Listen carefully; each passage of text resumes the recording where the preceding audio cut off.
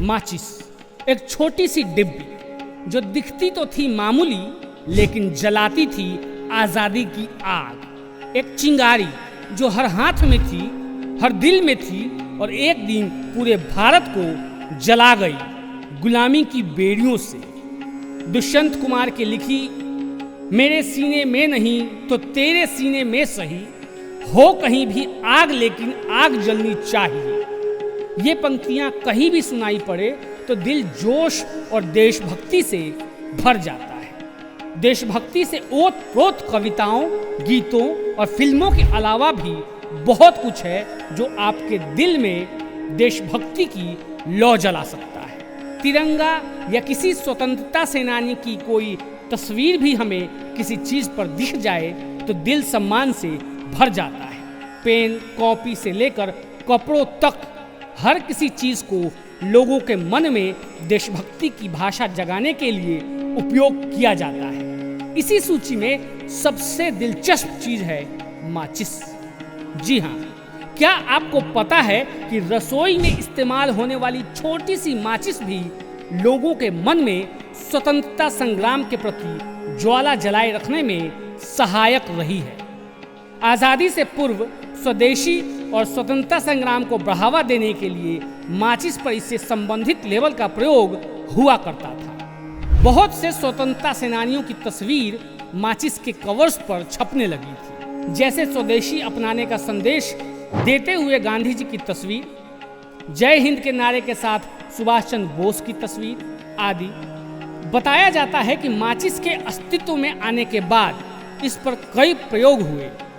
पहली बार माचिस को ब्रिटेन के जॉन वॉकर ने 1827 में बनाया था, लेकिन उनके द्वारा बनाई गई माचिस ज़्यादा सुरक्षित नहीं थी। इसके बाद माचिस को लेकर कई और प्रयोग हुए ताकि इसे लोगों के इस्तेमाल के लिए सुरक्षित बनाया जा सके। आखिरकार साल 1845 में सुरक्षित माचिस बनी, जिसका प्रयोग आज तक किया जा रहा है। भारत में पहले माचिस दूसरे देशों से बनकर आती थी, लेकिन फिर 1910 के आसपास एक जापानी परिवार कोलकाता में आकर बस गया और उन्होंने देश में माचिस का निर्माण शुरू किया। देखते ही देखते माचिस बनाने की ओर और भी कई छोटी मोटी फैक्ट्रियां लगने लगी, लेकिन धीरे धीरे भारत में माचिस निर्माण का ज़्यादा काम दक्षिण भारत में बढ़ने लगा।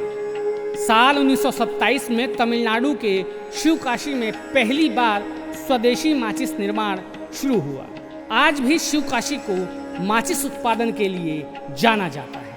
हालांकि पिछले कुछ समय में लाइटर की तकनीक में इजाफा होने के कारण माचिस का इस्तेमाल कुछ घटा है, पर अभी भी बहुत से इलाकों में, खासकर गांव कस्बों में लोगों के माचिस ही काम आती है। माचिस से संबंधित चीजें जैसे पुराने नए डब्बों, लेबल आदि को इकट्ठा करने की आदत को फिलुमेनी कहते हैं। भारत में ऐसे कई लोग हैं जिन्हें ये आदत है और उन्होंने हजारों की संख्या में माचिस के पुराने से पुराने कवर इकट्ठा किए हुए हैं। दिल्ली से संबंध रखने वाले श्रेया काटूरी बताती हैं कि उन्होंने अपनी मास्टर्स डिग्री के दौरान अपनी रिसर्च प्रोजेक्ट के लिए माचिस के कवर इकट्ठा करना शुरू किया था, लेकिन धीरे धीरे ये श्रेया की आदत बन गई और वो माचिस के कवर इकट्ठा करने लगी। उनका कहना है कि उन्होंने जितने भी माचिस के कवर इकट्ठा किए, सबकी अपनी एक कहानी है। माचिस के कवर्स को देखकर आप अंदाज़ा लगा सकते हैं कि कितने विकसित हुए हैं हम। हर एक कवर अपने समय की संस्कृति को दर्शाता है। जैसे कि पहले के माचिस के कवर पर मारुति 800, सेंट्रो जैसी पुरानी गाड़ियों की तस्वीरें होती थी। अभी हाल फिलहाल की माचिस पर आपको टाटा नैनो की तस्वीर मिल जाएगी। इस तरह और भी बहुत सी चीज़ें हैं जो समय के हिसाब से माचिस के कवर्स पर इस्तेमाल होती रही है। बहुत सी कंपनियां अपने विज्ञापन के लिए भी माचिस का सहारा लेती आई हैं, क्योंकि ये एक ऐसी चीज़ है जो आपको लगभग सभी घरों में मिल ही जाएगी। इसलिए माचिस को स्वतंत्रता संग्राम के दौरान भी भरपूर इस्तेमाल किया गया था। शुरुआत में दूसरे देशों से जो भी माचिस भारत में आती थी उन पर विदेशी लेबल होते थे, लेकिन धीरे धीरे कंपनियों ने भारतीय चीज़ों को अपनाना शुरू किया। खास करके 1905 में हुए बंगाल विभाजन के बाद स्वदेशी और स्वतंत्रता संग्राम को बढ़ावा देने के लिए माचिस पर इससे संबंधित लेबल का प्रयोग किया गया था। बहुत से स्वतंत्रता सेनानियों की तस्वीर माचिस के कवर्स पर छपने लगी। स्वदेशी को लोकप्रिय करने के लिए माचिस पर भारतीय भाषाओं में भी लेबल डिजाइन होने लगे। कई बार चरखा की तस्वीर और कांग्रेस के पुराने झंडे का प्रयोग भी किया गया।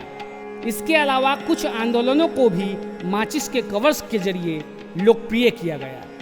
उस जमाने में कोई सोशल मीडिया या स्मार्टफोन नहीं थे जिनके जरिए किसी भी आंदोलन को वायरल कर दिया जाए। ऐसे में कहीं ना कहीं ये माचिस जनसंचार का माध्यम बनी, क्योंकि ये सिर्फ शहरों तक ही नहीं बल्कि गांव-गांव तक, कस्बों तक लोगों के घर तक पहुंचती थी। माचिस के इन लेबल को देखकर सुदूर इलाकों में भी लोगों को देश में चल रही गतिविधियों के बारे में जानकारी रहती थी। इस तरह एक छोटी सी माचिस की डिबिया ने भी भारत में स्वतंत्रता आंदोलन की आग को ज्वाला बनाने में बहुत महत्वपूर्ण भूमिका निभाई थी। जय हिंद। आप देख रहे हैं N27 न्यूज, पकड़ हर खबर पर